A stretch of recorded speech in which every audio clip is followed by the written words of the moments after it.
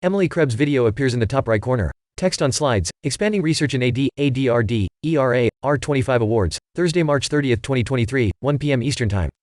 NIH, National Institute on Aging. Hello, everyone. Thank you for joining the National Institute on Aging's Training and Career Development Programs team today for a webinar about 2 new R25 institutional opportunities designed to expand research on Alzheimer's disease and related dementias. Next slide, please. Text, Agenda, Welcome, Expanding Research in AD, ADRD, ERA, R25 Awards, Moderated Q&A. Please use the Q&A function to submit questions at any time. In a moment, I'll introduce our speakers who will provide an overview of the new programs. After the presentation, we'll open a moderated Q&A, so please feel free to submit your questions using the Q&A function in Zoom at any time during the webinar. When the Q&A ends, we'll hope that you share your feedback with us about this event by filling out a short survey. You'll find that link and many other helpful resources in the chat. Next slide, please. Text, Speakers, Maria Carranza, Ph.D., Program Officer, Office of Strategic Extramural Programs, National Institute on Aging, National Institute of Health. Jamie Lahvic, Ph.D., Program Officer, Office of Strategic Extramural Programs, National Institute on Aging, National Institute of Health. Moderator, Emily Krebs, M.A., Practice Area Leader, Strategic Communications, Palladian Partners, Inc. My name is Emily Krebs, and I'm a Practice Area Leader in Strategic Communications at Palladian Partners. I'll be your moderator this afternoon, and it is my pleasure to introduce today's featured speakers. Dr. Maria Carranza is a Program Officer with the NIA Office of Strategic Extramural Programs. In her current role, she manages NIA's fellowship and career development programs. She also serves as the primary point of contact for policies, goals, and processes related to NIA training and career development funding opportunities. Dr. Jamie Lahvic is also a Program Officer with the NIA Office of Strategic Extramural Programs. In that role, she helps manage communication with NIA's emerging researchers about training and career development opportunities. She also supports new initiative development and program evaluation efforts. As one last reminder, please submit any questions you have during the presentation through the Q&A box. At the end of the presentation, Jamie and Maria will be joined by their colleagues from the Training and Career Development Programs team to answer your questions. Next slide, please. Text, Disclaimer. This webinar is for informational purposes only and does not replace the detailed instructions in the Notices of Funding Opportunity, NOFOs, RFAAG 24012, RFAAG 24013. This webinar is for informational purposes only and does not replace the detailed instructions in the Notices of Funding Opportunity for these 2 new R25 programs.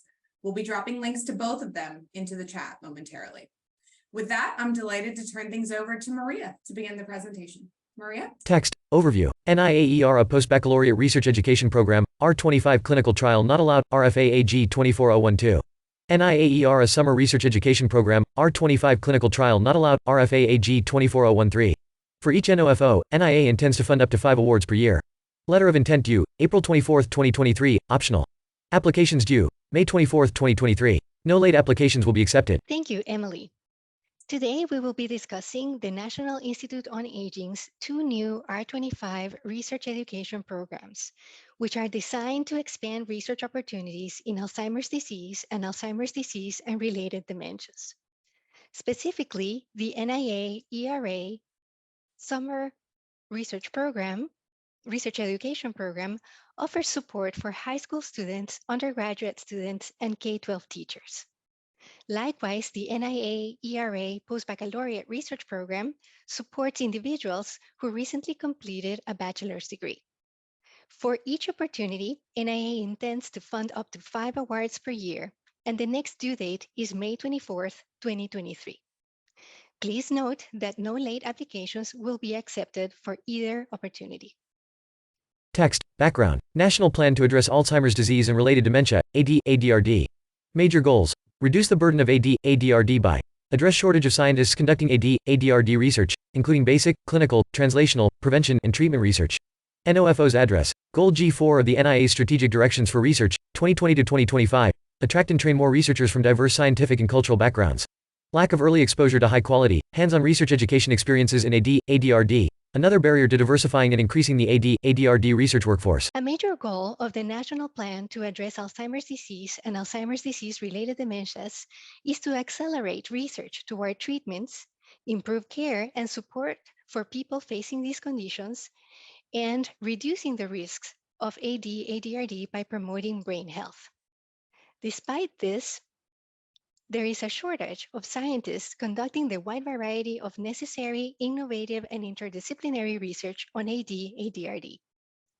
These new notices of funding opportunity will support the recruitment of early-stage investigators from diverse backgrounds, including those from groups underrepresented in the biomedical and behavioral sciences, and provide early hands-on exposure to high-quality research education experiences in the AD/ADRD field, thereby, which is another major barrier to increasing the ADRD capable workforce. A diagram showing programs available for pre-K-12, undergrad, post-baccalaureate, advanced degree student, postdoctoral fellow, junior fellow, and senior faculty in different disciplines with a key and a list of acronyms on the left. R25 Course Development Awards and Diversity Support is available for all. This graphic shows the NIA training and career development landscape. As seen here, NIA supports a variety of training and career development opportunities for students, early career investigators, and clinical researchers at the individual and institutional levels, at every career stage. The cursor hovers over the programs labeled R25 ERA Summer for pre-K-12 and R25 ERA Post-Bac for Postbaccalaureate. The new ERA R25 programs provide additional Alzheimer's disease research education opportunities for individuals at the K-12 level, as can be seen here, and individuals at the post-baccalaureate level, as can be seen here. Text, ERA R25 Research Education Awards. Required focus on AD/ADRD, including genetic, biological, clinical, behavioral, social, and economic research. R25, NIA ERA Summer Research Education Experience Program. 8 to 14-week summer research programs for undergraduates, high schoolers, or K-12 teachers. R25 NIA ERA Post-Baccalaureate Research Education Program. 1 to 2-year intensive research experience for recent graduates, with mentoring on research careers. Specifically, the NIA ERA Summer Research Opportunity will support 8 to 14-week summer AD/ADRD focused research programs for undergraduates, high school students, or K-12 teachers. Likewise, the NIA ERA Postbaccalaureate Research Opportunity will support 1 to 2-year intensive AD/ADRD focused research experiences for recent graduates with an emphasis on mentoring on research careers. Text, goal of the ERA programs. Below is a chart showing summer program versus post-baccalaureate program. For both, text, provide paid avenues for critical research training. Increase the pipeline of diverse students, including underrepresented groups in NIA mission areas, specifically AD/ADRD. For summer program only, text, increase enrollment, retention, and completion of undergraduate studies in STEM, enhance K-12 STEM curriculum. For post-baccalaureate program only, provide research exposure, training opportunities, and preparation for graduate school, medical school, or biomedical careers. Text below, non-responsiveness criteria. Applications that propose programs primarily outside of AD/ADRD research, or have a general STEM focus, will be considered non-responsive to this NOFO and will be withdrawn prior to review. ERA programs aim to provide paid avenues for critical research training for their intended target audiences and increase the pipeline of students from diverse backgrounds, specifically in AD/ADRD research. Additional specific goals for each opportunity can be seen on this slide. Importantly, for either opportunity, applications that propose programs that are not AD/ADRD focused or that have a general STEM focus will be considered non-responsive and will be withdrawn prior to review. Text, AD/ADRD Summer Research Experience, $200,000 in direct costs, up to 5 years. Participants, high school students, AD/ADRD research exposure. Interest in major, 15 to 20 participants per year. Undergraduates, AD/ADRD research intensive summer, persistence in biomed major, 10 to 15 participants per year. K-12 teachers, curriculum relevant research exposure, understanding of research careers, 5 to 8 participants per year. Applications requirements, recruitment plan to enhance diversity, evaluation plan. It is expected that the proposed summer research experience programs for high school students, undergraduates, or science teachers will provide authentic, open-ended, hands-on exposure to AD/ADRD research as it relates to aging as part of a comprehensive program designed to stimulate the interest and advance the knowledge base of the participants. In addition to hands-on research experiences, programs are expected to include complementary educational enrichment activities that support the participants' scientific development. Program goals and objectives should be grounded in the literature and appropriate for the educational level of the audience to be reached, including the content to be conveyed and the intended outcomes. Text, AD/ADRD Postbaccalaureate Research Experience, $400,000 in direct costs, up to 5 years. A pie chart below labeled expectation shows 25% professional development, coursework, journal club, technical training, methods, programming, etc., conference participation, application prep. 75% research, cutting-edge lab research experience with dedicated mentorship. Typical length, 2 years program with expectation that some participants will complete only 1 year. Application requirements, recruitment plan to enhance diversity, evaluation plan. Likewise, it is expected that the proposed post-baccalaureate research programs will involve participants for 1 to 2 years in intensive, independent research projects in ADRD as it relates to aging. Participants are expected to work as research post-baccalaureates at 75% effort, with the other 25% effort devoted to further academic and professional development opportunities provided by the program. Academic development opportunities may include courses, seminars, or supplemental instruction that will enhance the professional skills of the participants. Training in rigor and reproducibility is required. Professional development opportunities may include entrance exam preparation and conference and workshop participation. Program training objectives and mentoring activities should be grounded in the literature and enable trainees to pursue advanced degrees and other research-related science career opportunities. Text, annual award budgets. Below is a chart for summer program versus post-baccalaureate program. For summer program, total direct cost is $200,000. Participant cost is allowable cost depends on educational level, career status of participants. Indirect cost is 8%. Maximum budget period is 5 years. For post-baccalaureate program, total direct cost is $400,000. Participant cost is up to 12 participants, committing 75% effort. Indirect cost is 8%. Maximum budget period is 5 years. Personnel cost for both as directors and administrators may request salary and fringe in alignment with person months committed to program. Program-related expenses as evaluation costs allowable up to $3,000. Reasonable costs for participant travel allowable. The summer program will provide direct costs of up to $200,000 per year for up to 5 years. The post-baccalaureate program will provide direct costs up to $400,000 per year for up to 5 years.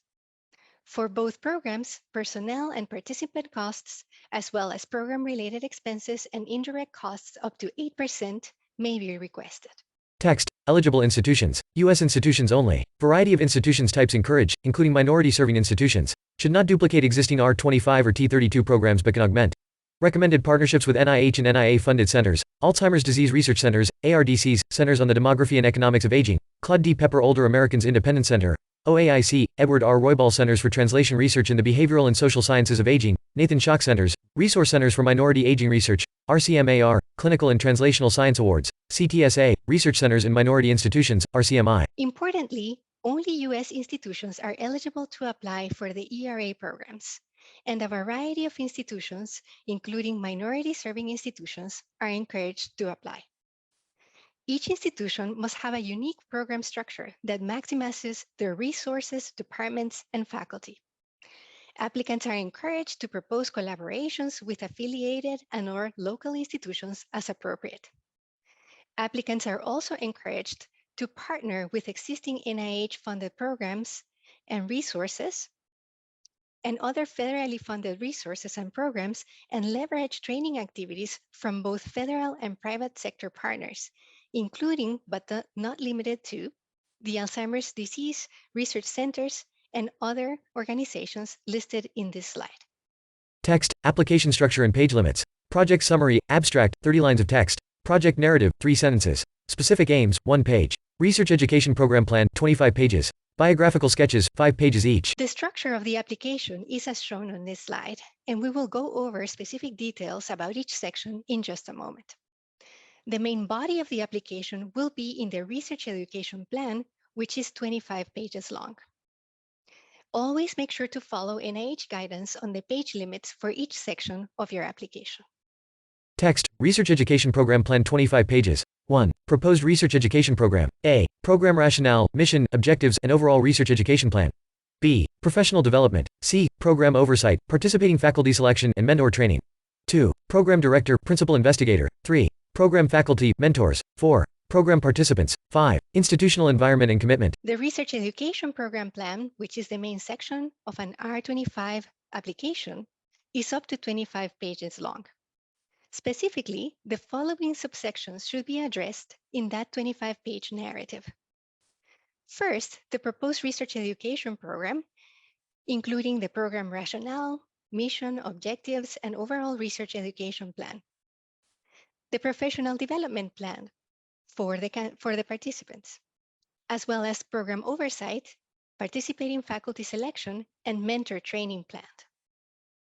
Next is the program director or principal investigator, followed by the program faculty and mentors, as well as program participants, and the institutional environment and commitment to the proposed program.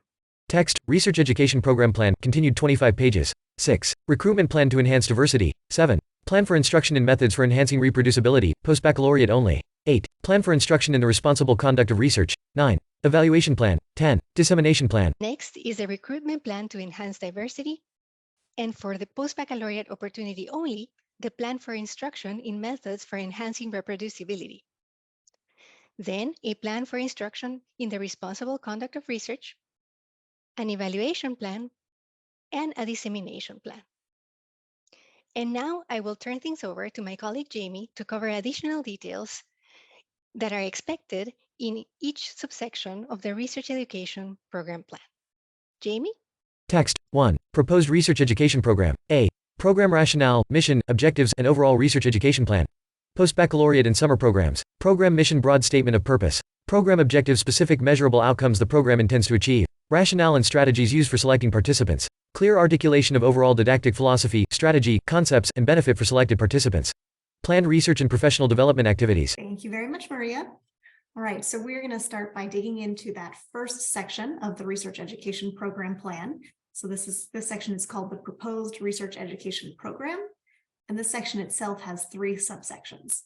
So initially, you'll need to write about the program's rationale, mission, objectives, and overall plan.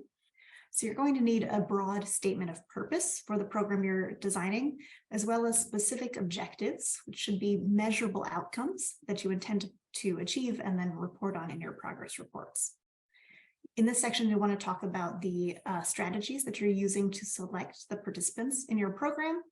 And you're also going to want to give kind of the overall didactic philosophy for the training and professional development that you'll be giving, and describe the overall activities that participants will be participating in, both their research activities as well as any professional development activities.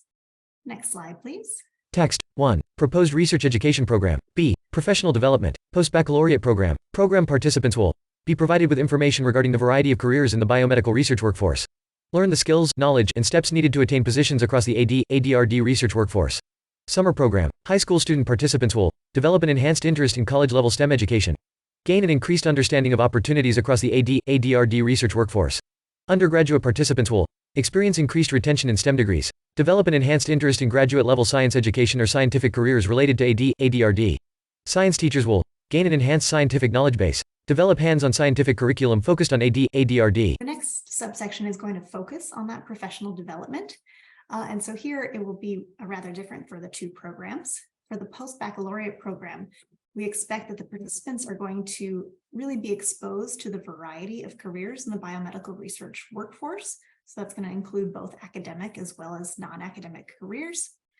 And that they learn the skills and knowledge needed to kind of take the next step in their careers and either continue on to graduate level instruction or to positions, research positions in the ADRD research workforce. In the summer program, you'll want to tailor the professional development opportunities to the participants that you're targeting. So for high school students, we want to really enhance their interest in college level STEM education and give them a general overview of the type of workforce that's available for ADRD researchers. For undergraduates, we'll want you to enhance their retention within STEM degrees and develop an enhanced interest in graduate level science education or post-college scientific careers related to ADRD. And then for K-12 science teachers, we want them to be able to develop hands-on scientific curriculum for their classrooms that is related to ADRD. Next slide, please. Text, 1. Proposed Research Education Program. C. Program Oversight, Participating Faculty Selection and Mentor Training. Post-baccalaureate and summer programs. Planned strategy to oversee the program and to ensure appropriate participant progress. training for participating faculty and evidence-informed approaches to teaching, training, and mentoring practices that promote the development of participants from all backgrounds. Mechanisms to monitor mentoring, including oversight of the effectiveness of the participant-faculty match, plan for removing faculty displaying unacceptable mentorship qualities from the research education program. Next subsection of this proposed research education program is the program's oversight, faculty selection, and mentor training. So here you're describing kind of the bird's eye view of how you're going to run this program. And for both programs, you're going to need a strategy for oversight of the program and for ensuring that participants are progressing appropriately through the program. You're also going to need to provide training for your participating faculty in teaching, training, and mentoring practices that promote the development of participants from all backgrounds. And we expect this faculty training to be using evidence-informed approaches. You should also describe mechanisms that you have in place to monitor the mentoring. So monitoring how strong the match is between your faculty and your participant, and plans for addressing any unacceptable mentorship qualities up to and including removing faculty from the program when necessary. Next slide, please. Text 2. Program Director, Principal Investigator, PD/PI. PD/PIs must provide both administrative and a scientific leadership to the program. Multiple PD/PIs are encouraged, at least one PD/PI with active research program in ADRD. Additional PD/PIs may have complementary expertise, for instance, in areas such as science of education, relevant social science disciplines, program evaluation, mentoring, diversity, equity, inclusion, and accessibility, DEIA, university administration. PD/PIs must have a demonstrated commitment to developing the next generation of ADRD research workforce, leading recruitment efforts to enhance diversity, and fostering inclusive research environments. All right, so the next major section of this 25-page document focuses on the program directors who are running the program. So these individuals should provide the overall administrative and scientific leadership to the program. We do encourage you to have more than one PD/PI, though that's not required. At least one of your program directors should have an active research program in ADRD. And you might want to consider for your additional program directors to look for folks who have complementary expertise. This could be areas like science of education, mentoring expertise, DEIA experience, university administration, etc. So that's really to get both the scientific leadership as well as that administrative leadership of the program. And most importantly, your program directors need to have a demonstrated commitment to developing the next generation of our ADRD workforce, including leading recruitment efforts that are going to enhance the diversity of this workforce and foster an inclusive research environment. Next slide, please. Text 3. Program faculty, mentors. Faculty should have relevant research expertise and experience, including in ADRD, sufficient time to commit to the program, a record of conducting ethically sound and responsible scientific research, training in effective, evidence-informed mentoring and teaching practices, and a commitment to mentoring program participants in an inclusive, safe, and supportive environment. NIA encourages researchers from diverse backgrounds, including those from groups underrepresented in the biomedical and behavioral sciences, to be program faculty. All right, so once you've described the program directors leading the program, you'll then need to describe the program faculty who are going to be participating in the program and serving as the one-on-one mentors for your participants. So faculty mentors should have relevant research expertise and experience. In this case, that should be in ADRD. They also need to have enough time to commit to the program, a record of conducting strong science, which includes ethically sound and responsible research. As we mentioned before, they're going to need to receive training in mentoring and teaching practices, and they should show a commitment to mentoring the program participants in ways that create inclusive, safe, and just simply supportive research environments. We do encourage you to recruit program faculty who come from diverse backgrounds themselves, which would include groups that are underrepresented in the biomedical and behavioral sciences. Next slide, please. Text 4. Program participants. Unless strongly justified, participants should be U.S. citizens or permanent residents. Each program is strongly encouraged to identify candidates who will enhance DEIA in biomedical research. Programs should describe rationale and strategies used for selecting participants, a clear description of why the participant selected would benefit from the program. Post-baccalaureate only. Why participants will benefit from additional preparation prior to applying to ADRD-focused research positions or advanced degree programs. A plan to oversee and monitor the program and ensure appropriate participant progress. Positive career outcomes not limited to academia. Right, then once you describe the faculty, you'll need to devote a section to talk about your program participants. In general, these participants should be US citizens or permanent residents. And we strongly encourage you to identify a broad range of candidates who are going to enhance DEIA in the biomedical research field as a whole, and specifically at your institution. In this section, you should be describing how you're going to select your participants. And importantly, you need to describe why the participants will benefit from your program. For the post-baccalaureate program in particular, we want you to describe why it's important for your participants to go through this program rather than, for instance, proceeding directly to graduate school or proceeding directly to a career in this area.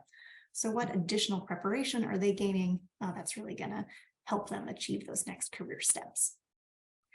Additionally, you're going to need a plan to oversee the program generally and make sure that participants are progressing through the program as expected. We do want to emphasize again that positive career outcomes for your participants are not limited to academia, not limited to continuing in college or graduate school, but also include the broader biomedical and AD related research workforce. Next slide, please. Text 5. Institutional environment and commitment. Each application must additionally describe an institutional commitment to advance the highest standards of safety, scientific rigor, reproducibility, and responsible conduct of research, policies and procedures in place to protect the participants from harassment and other prohibited practices, how DEIA will be promoted at each level of the research environment, including among program participants, staff, faculty, and leadership, and accessibility of the research facilities to participants with disabilities. And you should describe the overall institutional environment where this program will be taking place, which includes the commitment of your institution to this program. So you should be describing an institutional commitment to high standards of safety, scientific rigor, and responsible conduct of research. There should also be policies and procedures in place to protect participants from harassment. And we want to hear about how DEIA will be promoted at each level of the research environment, both within your program and more generally in your institution as a whole. And this is also where you have space to talk about the accessibility of your research facilities to participants with disabilities. Next slide, please. Text 6. Recruitment plan to enhance diversity. Outreach strategies and activities designed to recruit prospective participants from diverse backgrounds, including those underrepresented in biomedical sciences. Specific efforts to be undertaken by the training program and how these might coordinate with recruitment efforts of the institution and reflect past experiences in recruiting individuals from underrepresented groups. How participating faculty are involved in recruitment efforts. The next section is going to be a recruitment plan to enhance diversity. So NIH understands that in general, to build diverse training programs, you can't simply sit and wait for students to apply to your program. You need to have an active outreach strategy. So in this section, we want you to describe your outreach strategy and activities that are going to recruit participants from diverse backgrounds, including those who come from groups that are underrepresented in the biomedical sciences. These should include specific efforts that are going to be undertaken by this training program, but these efforts can coordinate and complement other ongoing recruitment efforts at your institution as a whole. We also expect that the faculty mentors who are participating in the program and who are benefiting by receiving new lab members are going to be involved in this recruitment effort. Next slide, please. Text 7 and 8. Plans for instruction in reproducible and responsible research. Plan for instruction in methods for enhancing reproducibility, post-baccalaureate only. Describe how participants will be instructed in principles important for enhancing research reproducibility. Applicants are encouraged to consult the NIGMS Clearinghouse for training modules to enhance data reproducibility and other resources when developing the plan. Plan for instruction in the responsible conduct of research. Address the 5 required instructional components outlined in the NIH policy. 1. Format. 2. Subject matter. 3. Faculty participation. 4. Duration of instruction. And 5. Frequency of instruction. Appropriate and reasonable for the nature and duration of the proposed program. Then you're going to also need to provide a couple of plans. For the post-baccalaureate program, you'll need to provide a plan for instruction in methods for enhancing reproducibility, describing how these students who are going to be doing an intensive independent research project are being trained in principles to enhance data quality and enhance overall research reproducibility. And there are many resources for how you can do this that come from the National Institute of General Medical Sciences.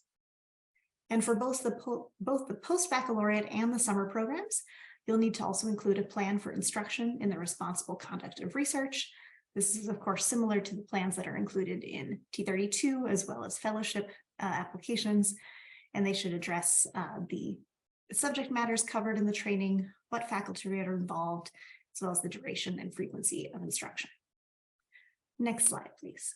Text 9. Evaluation plan. Specify baseline metrics and measures to gauge success in achieving objectives. Is the overall program effective in achieving objectives? Is the research climate inclusive, safe, and supportive of participant development? Include feedback from participants to help identify weaknesses and provide suggestions for improvements. Plan to track participant career outcomes. Can budget up to $3,000 per year for evaluation. We also expect you to evaluate your programs in an ongoing way. So you'll need to provide an evaluation plan in your application, where you're going to describe what are the metrics that you plan to measure in order to determine whether your program is successful in achieving its goals. And here we want to know, is the program effective overall? And additionally, is it supporting an inclusive, safe, and supportive research climate for your participants? We expect that your evaluation plan will include some method to get feedback from the participants themselves so that they can suggest improvements to the program. And we expect you to be tracking participant career outcomes over time, emphasizing once again that we're interested in a broad range of career outcomes for your participants, which could include academic careers, but may also include non-academic tracks. I also want to remind you here that within your budget, you are allowed to budget up to $3,000 per year to support this evaluation plan. Next slide, please. Text 10. Dissemination plan. Specific plan to disseminate nationally any findings resulting from or materials developed within the research education program, such as course curricula and related materials. Presentations at scientific meetings, workshops. Then you'll also need a dissemination plan if you're creating useful documents like course curriculum, presentations to scientific meetings, professional development workshops for your participants, etc. We'd like the broader scientific and ADRD community to be able to benefit from these. So we'd ask you for a plan for how you would disseminate these types of materials. Next slide, please. Text, additional attachments, letters of support attesting to institutional commitment, advisory committee, optional, program faculty biosketches. So that wraps up the largest 25-page document. You'll want to provide a few additional attachments in your application as well. This is going to include letters of support from your institution. So any colleges or departments that are going to be supporting the program, we'd like to receive letters attesting to their commitment to the program. An optional attachment would be describing an advisory committee. So when you describe your oversight plan, if you like, you can have an advisory committee who's going to be doing that oversight. And if you do plan to do that, we want to hear a little bit about that committee, such as where would you be drawing the members of the committee from? How often would they meet? What kinds of oversight would they have? That type of thing. Though we are not asking you to provide specific names of members of the committee. Additionally, you're going to need to attach biosketches, and that will be for the program directors, but additionally for the participating program faculty. Next slide, please. Text, review process and criteria. Scored review criteria, significance, investigators, innovation, approach, environment. Additional review criteria, recruitment plan to enhance diversity. Plan for instruction and methods for enhancing reproducibility, post-baccalaureate only. Due date, May 2023. NIA Special Emphasis Panel, review, November 2023. Funding decisions, spring 2024. All right, so those are all the major pieces of your application. Once you get that application into us before the due date at May 24th, 2023, that's going to go to an NIA Special Emphasis Panel for review. So we're going to be pulling in reviewers who have specific expertise around training and training programs. We expect the review to be taking place this fall, and then funding decisions would be happening in spring 2024. The review criteria that are important for your application are the same major review criteria across all NIH applications. So that includes significance, investigators, innovation, approach, and environment. And so what does significance mean in this case? What we're asking there is how well or what kind of evidence have you provided that the proposed program is really going to provide participants from diverse backgrounds with the ability to move forward in their ADRD careers, including engaging in ADRD research and innovation generally, transitioning into advanced degree programs, or transitioning into research careers themselves. So in addition to those 5 criteria, each of which you'll receive a score on, there are additional review criteria. These 2 items, you won't receive a specific score for each of these items, but how well you do on these will impact your overall score for your application. And so that includes the recruitment plan to enhance diversity. So we really do believe that this is an important piece of your application, and so it will be built into your overall score. And then for the post-baccalaureate program as well, the plan for instruction in methods for enhancing reproducibility. So we do want to be producing effective scientists who are producing reproducible research. Next slide, please. Text, next steps, read the NOFOs. RFAAG 24012, RFAAG 24013. Contact NIA training at mail.nih.gov with questions or to receive feedback on specific aims. Send letter of intent NIA training at mail.nih.gov by April 24, 2023, optional. Submit application by May 24, 2023. So what to do next? We're going to be moving into the Q&A phase here, but also after this session, we want to emphasize again that you should read the full notice of funding opportunity for each of these items, and we have the links here, and I think they'll be dropped into the chat as well. You can also reach out to us. You can contact Maria and I at the NIA training email address if you have any questions about these opportunities. We do also encourage you to send us a specifics aims page there so we can give you feedback on that.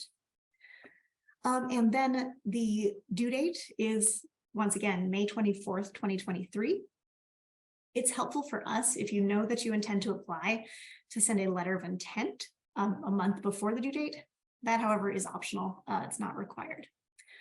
Next slide, please. Text, questions? Submit using the Q&A function. And with that, we are going to open up the floor for questions. All right. Thank you, Jamie and Maria. We're going to begin our Q&A, so please continue using that Q&A function throughout this session as well. If you have any follow-up questions that come to you, we have a few that have come in over the course of the presentation that we'll start with, but please keep them coming. You can submit questions anonymously, but remember that we will not be able to follow up with you on anonymous inquiries after this event. So if you'd like to speak with any member of the NIA staff about your particular case, please feel free, as Jamie mentioned, to email NIA training at mail.nih.gov. All right. Could you perhaps expand a little bit on some circumstances in which non-US citizenship or permanent residency would be justified under one or both of these programs? I think we'll have Maria take that one. Those are really intended to be exceptional cases. The main purpose of these programs would be to support US citizens or permanent residents. So each case will be treated on a case-by-case basis, and you would be encouraged to get in touch with your program official assigned to your award should this question arise. Wonderful. Thank you, Maria. Jamie, what kind of non-academic training opportunities are encouraged for the post-baccalaureate students that would be allowed as part of biomedical entrepreneurship training? What we really want to see here is that these post-bac students are sort of gaining a picture of the research landscape, right? And what kinds of jobs are out there. So for instance, what kinds of jobs do you need to go on and get a master's degree or a Ph.D. in order to get that job? And what other kinds of positions is it possible to move into directly from this post-baccalaureate program, right? So we want to see that these students are getting a realistic picture of the job market and then are able to make informed decisions for themselves about whether they want to move into a master's program or a degree program. So I think especially, I mean, there's many different types of activities that I could imagine, but certainly panels about folks who are in different kinds of positions. And then depending on where your participants are moving, right, maybe some of them need preparation for graduate school applications, or others maybe need interview training and resume support in order to directly apply for jobs. Great. I'm going to stick with you for one more and ask, are general aging programs allowed, or should it be focused only on AD and ADRD areas? these programs need to be focused on ADRD. And if you propose a more general aging program, that would be considered non-responsive, so you wouldn't even make it to the review stage. Maria, can the programs be virtual? If it is possible to justify virtual research experiences, then by all means, but it would have to be specific to your program, and a very strong justification should be provided. Like we said earlier, it is expected that individuals will receive hands-on research experiences on the specific topic in ADRD that the program is proposing. Thank you. I'll stick with you for one more. Given the time constraint, is it okay if our letter of intent does not go into detail about our plans, but is more broad about the scope of what our plan will be? Certainly, you can look up the guidelines for letters of intent from the NIH, and you will see that it's a very brief statement that basically just lets us know that you will be applying, which individuals, from what institution, and more or less the title of your application. But there is no need to go into details. So by all means, please submit that, to the best of your ability. And remember, it is optional as well. It's not required to get your application in. Right. So letter of intent encouraged, but not required. Always good. Jamie, is entrepreneurship training encouraged under these programs? I think entrepreneurship training could definitely fit into the broad, range of biomedical research careers that apply to the ADRD research field. So absolutely. Okay, great. Would you say there are any published guidance or sort of best practices around evaluation metrics for faculty-student interactions, success of a program that you would direct anyone to review?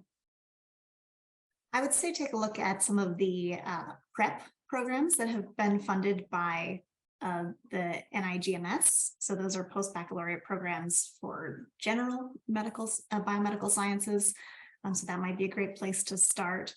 And then for the summer research activities, we have the SREAP programs, the summer research experiences. I don't remember what the final EP stands for, but those have been NIH funded, again, general medical sciences programs funded by several different NIH institutes and centers.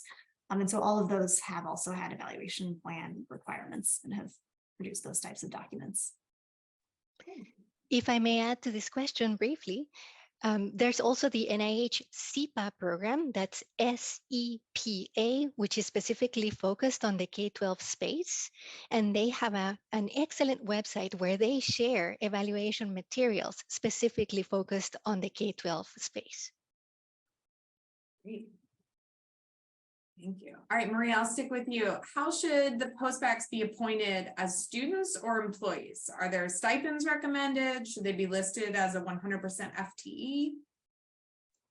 Those details are provided in the notice of funding opportunity. They should definitely be considered employees, and they should be appointed at 75% effort to research plus 25% effort to professional development, as indicated previously. Great. Can we include stipends for the participating students? Certainly, absolutely. This opportunity seeks to provide paid research opportunities. So a circumstance where there wouldn't be payment for the participants would be considered non-responsive to this funding opportunity. I think we have hit our initial slate of questions. There are a few more here that are more specific, including where we can find more information about those post-bac programs that have been funded. I think that's also something that we could send out as a further communication after this event in terms of some examples. The SEPA program is another one that we could curate a quick list of those links for. All right. Are there any sample applications for R25s?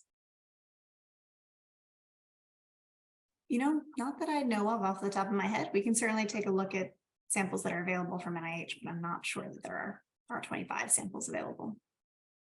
The 25-page program plan section for an R25 is somewhat similar to that of a T32, though, you know, these programs are a bit different from a T32. So that would be one place to start. And as a reminder, this is the first time that there is a post-baccalaureate opportunity available at NIA. So you are welcome to look NIH-wide for other programs that they may have been successful in order to model your program towards that, but still following with the guidelines provided here, the focus on AD, ADRD, and all others. Thank you. Maria, would you help us clarify what's considered non-responsive in terms of these programs? AD and ADRD focus is certainly one of them. So that would be a requirement. You would be considered non-responsive if you do not have a program focused in that area. Is that correct? That is correct. All right. Jamie, it'd be valuable to expose students to AD and ADRD patients. Would the funding be applicable for supporting clinical preceptors as part of the summer research experience, for example? So I'm not super familiar with the role of a clinical preceptor, so I'm not clear on whether they're trying to include, you know, clinical trainees as participants, or whether they're talking about bringing on, you know, clinical workers in order to train your participants. I do think it would be useful to get clinical exposure for students. I think, you know, once again, sort of like the question related to entrepreneurship, exposure to clinical-based research and clinical care of ADRD patients is certainly within the realm of biomedical research careers and training that your participants might be continuing on to. So I think that could absolutely be within the realm. And we do expect that different programs that come in are going to have kind of different focuses, right? So perhaps your program would have a stronger clinical focus, perhaps another one would have a stronger, you know, bench research focus, or perhaps other programs would have a stronger, very wide-based focus of getting a large range of exposure to career options. And while we are on that topic, we'd like to remind everybody that these opportunities will not support the development of independent or ancillary clinical trials. So please take that into account when crafting your application. Great. Great. Oh, okay. So we had a quick clarification regarding the what's non-responsive in terms of stipends. So is there a sort of short way to summarize anything that would be non-responsive related to how stipends are allocated under the plan? So please take a look at the details in the notice of funding opportunity. But as mentioned earlier, we expect you to pay your participants. In other words, it would not be acceptable to propose volunteer experiences for the students. We want you to pay them, and that's what part of the budget is should be really allocated for. And we do expect that depending on what level your participants are at, that stipend might vary. So especially for those summer programs, you know, the stipend that you would propose if you're designing a K-12 teacher program is going to be higher than if you're proposing a high school student program, right? So we do expect you to set that stipend level differently for different individuals. And we do understand that that will affect the number of participants that you're able to train within your program. How do we know who will be our assigned official if we have more questions? That via email the training team and get connected to the right person and or persons? Sure. So your first point of contact for administrative policy or any other general questions about these programs is the NIA training mailbox, which we recommended earlier. And then you are encouraged to develop a draft of your specific aims as soon as you can and send that in to us at NIA Training, and we will connect you with the program official from the appropriate NIA scientific division to give you feedback. And this will depend on whether your program is focused on AD aging biology, or AD neuroscience, or AD social and behavioral research, or AD clinical research. So if you as soon as you have a draft of your aims, you're encouraged to send it to us and we can connect you to someone who can give you feedback on that specific scientific discipline. All right. Jamie, taking a quick look back at clinical research, would shadowing of clinical research be allowed under these programs?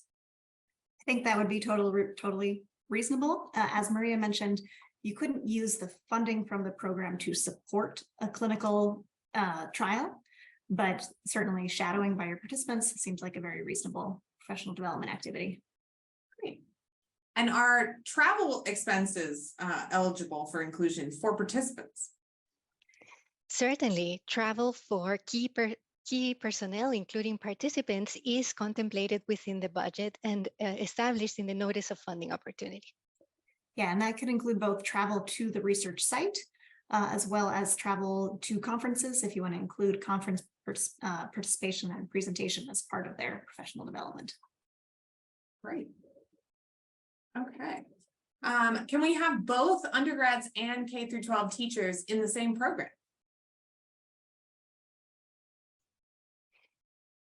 Ideally, we would like you to focus on one of the target populations so that you can have a targeted approach and evaluation approach, so preferably not. It would be to do that would require a very strong justification and rationale as to how you are going to be able to achieve the goals of the program by doing so. Correct, and specific evaluation metrics for each of the target populations. So, and all within the constraints of the budget of the summer program. So focusing on one target population would be more advantageous. Great. All right, how would you, Jamie, address the cost of living that affects how many trainees can be supported? So we do want you to pay, a reasonable stipend to your participants that reflects both their career level and level of training, as well as the cost of living and the location of your program. So we do understand that different programs may be offering different stipends, and that, unfortunately, we are only able to offer one or at least one maximum budget size. So we do understand that some high cost of living areas may be proposing for a smaller number of trainees. Okay. In addition, it is expected that strong programs will be proposing also very strong institutional commitments that will potentially help defray some of these costs, potentially offer housing and many other strategies that may help address these costs. Great. Yes, absolutely. I think the strongest applications would be those where they're expecting institutional dollars to be supporting the NIH dollars that would be coming in. Great clarification. All right, well, I think we have gotten through all of our questions. So Maria, if you want to hop over to the last slide here, we'll go ahead and wrap things up. I want to thank everybody for joining us today. We hope you enjoyed this presentation and the discussion. Text, keep in touch with NIA training staff. Maria Carranza, Ph.D. Program Officer. Joshua Hooks, Ph.D. AAAS Science and Technology Policy Fellow. Jamie Lahvic, Ph.D. Program Officer. NIA training at mail.nih.gov. Thanks for joining us. Please share your feedback about today's event. Visit the NIA training website. Sign up for the NIA training newsletter. NIH, National Institute on Aging. Please fill out that short survey that we'll link in the chat to tell us what you thought and help us improve future events. If you want to be one of the first to hear about those future events and other training and career development opportunities from NIA, please visit the website that we'll link in the chat to sign up for our listserv. You'll get all of that information directly to your inbox. And if we weren't able to answer your question this afternoon, or you weren't comfortable asking it in this forum, please reach out to the NIA training team at niatraining@mail.nih.gov, and a staff member will get back to you with the best path forward. I want to thank everybody again for joining, and have a wonderful rest of your day.